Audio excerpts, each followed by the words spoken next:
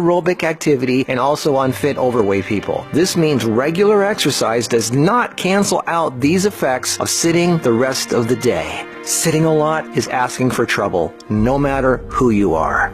Another study at the University of South Carolina found that men who reported more than 23 hours a week of sedentary activity had a 64% greater risk of dying from heart disease than those who reported less than 11 hours a week. And many of these men routinely exercised. Cholesterol, blood sugar, triglycerides, diabetes, heart disease, and a number of health problems all became apparent. Studies have linked sitting to a greater risk for colon, breast, and endometrial cancers. Sitting for long periods of time can cause blood clots to form, which can travel to the brain, causing a stroke. Speaking of blood clots, lungs are twice as likely to develop pulmonary embolisms. Lack of physical activity leads to hypertension, high blood pressure, sleep apnea, snoring, compression of spinal discs, herniated lumbar discs. The Washington Post reported sitting a lot also causes leg disorders, varicose veins, swollen ankles, deep vein thrombosis, muscle degeneration, hip pain, and worst of all, a limp, sagging rear end because the glute muscles not only don't get used, circulation is cut off from the weight of the whole body pushing down on it. Medical News Today announced that our chairs are slowly but surely killing us.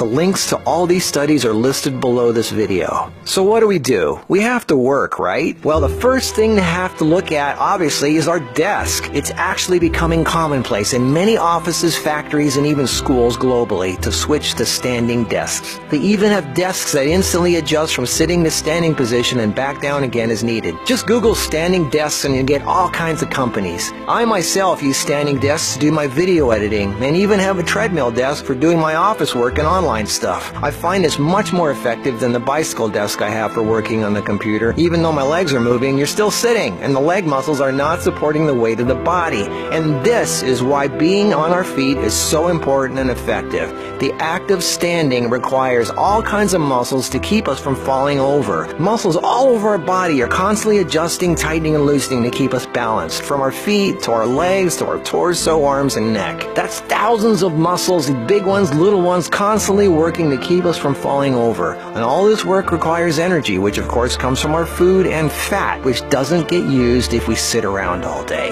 So do as much as what you normally do standing up if you can. And if you can't, stand up every half hour for 5 minutes. Even if you don't do much, just stand up. And if you really want to get things moving, do some squats. And I don't mean 3 or 5, I mean 20 or 30. Take the stairs instead of the elevator. Throw out the TV and do more yard work. Clean up the house more. Do more repairs. Go to the park. Walk down the street or just stand around. Anything. You are not designed to sit. You are designed to be upright. Half your body is legs. They are there for a reason. Use them.